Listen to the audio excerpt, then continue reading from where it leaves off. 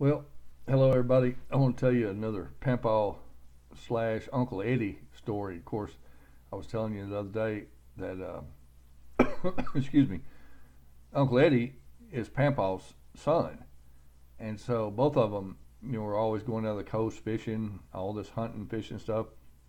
But anyway, it's almost Christmas. Everybody around here in western Montana is cutting down trees out in the national forest and hauling them in, and I don't have mine yet, but I like to wait until it's only about 2 weeks till Christmas and get mine. But I'll tell you a Papaw Uncle Eddie story real quick. One time I wasn't there, but this is a true story. My relatives, I love them. So uh, Uncle Eddie and Bob Whitley, his business partner, they're going down to Corpus. They drive down to Corpus Christi, Texas, go wading out in the Corpus Christi Bay and catch all these speckled trout and all this good flounders, reds, but mostly speckled trout. So there was another man with him. I don't know who it was. Mom and I were talking about this story the other day. She reminded me of this story. But Uncle Eddie and Bob Whitley, they got this big company, and they fly all over the place, even back in the early '60s and all that. So they drive down to Corpus and they go fishing, three men, and they're out there wading somewhere in Oso Bay, I don't know where around Corpus. Well, there's a Navy airport there. It's like a naval base airport. So all these Navy planes are flying in and out of this Navy air base there at Corpus, right by Corpus. And so they're out there fishing, and they're out there, waist chest deep water, catching speckled trout, wading in the water, and this Navy plane comes in and crashes right by them. It just crashes into the water, salt water, Gulf of Mexico water. Well, they run over and try to get the pilot out. Well, he's already dead. And so oh, I forgot to tell you, I'm messing this one up. When they were driving down there, they stopped at a gas station. We're getting gas on the way to Corpus because it's a long way, 350 miles from Waco. They're driving down there, and while they're getting gas, the gas station blows up, and they had to move their car away from the exploding gas pumps. And they were just going, wow, that's wild. So I'm not making light of this Navy pilot dying, but hours later or the next day, they're down there waiting in the water, and this plane crashed right by them. They tried to get the pilot out, can't get him out. He's already dead.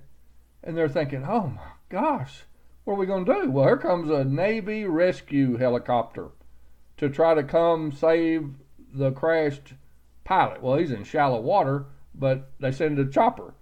The chopper's blades hit the surface of the water. It crashes right on top of Uncle Eddie, Bob Whitley, and this other guy trying to get the pilot out, but they leave him alone when they see he's passed. And so now this helicopter crashes right by the plane, so they're all probably covered in fuel and everything else, and they get away from it. They're not hurt. They get away from it, and I think the other guy says, well, let's go back to the hotel and get cleaned up so we can go fishing some more. And Uncle Eddie and Bob Whitley said, no, we're going home. We're leaving. So anyway, I had forgotten about that story, but oh, God help that poor Navy pilot. But the guys they'd seen too much trouble, and they're bailing out of there. They're getting out of there. But we had so much fun fishing down there. Uncle Henry, well, great Uncle Henry, Pampaw's brother, had a hotel right on Shoreline Drive. You'd walk across the street, and there was a beach, and he had a pier out there, and we'd rent these like air mattress things that were real hard, had canvas on them, but they were short and fat, and we'd try to stand up on them. Man, you couldn't stand up on them for nothing. But we had a blast down there at Uncle Henry's hotel and pier down there. That was probably late 50s, staying in his hotel, early 60s. And then we go fishing out in Corpus Christi Bay in these little 15-foot pleasure boats. A little Lone Star pleasure boat with a 25, 30 horsepower Evinrude on the back and a little steering wheel. We had a lot of fun though. But One time, Papaw and Uncle Charlie and maybe Uncle Eddie, I can't remember, they were driving down to Port Mansfield or Corpus, and I'm just so glad to be from good stock like this. They might not have been real prepared when they took off. They'd get their corks bobbing, they'd be in a hurry, but they'd light a shuck and take off and go fishing. Well, they're driving along, and they're probably out somewhere on the King's Ranch somewhere, headed to Port Mansfield, and trailer tire went flat on the boat trailer. And they couldn't fix it. They didn't have a spare, or something was wrong. So they're out in the middle of nowhere. In the 60s, you don't have cell phones. So they take a big old, like, oak log and get baling wire and wire it to the frame of the boat trailer. It's like in the old Wild West shows where you see the stagecoach come limping in, dragging a log where the wheel had broken off. That's what my relatives did. They wired a big old oak post log to the boat trailer and took off again. They're running down the highway. I don't know how fast. And they're it's like, yeah, we're going to make it now. And then the log caught on fire.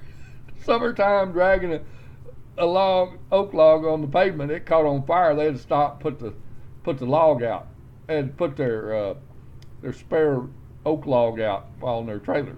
So anyway, I hope y'all have a great week, a great Christmas and all that. Please subscribe to my YouTube channel and share it and comment and like it and all that. I appreciate it, and I'm going to go look at my list and find some more stories. I got to tell some more Papaw stories on here. Hope y'all having a great week. Adios. Oh, that's right. Takes a second here. I'm gonna adios you again. Okay.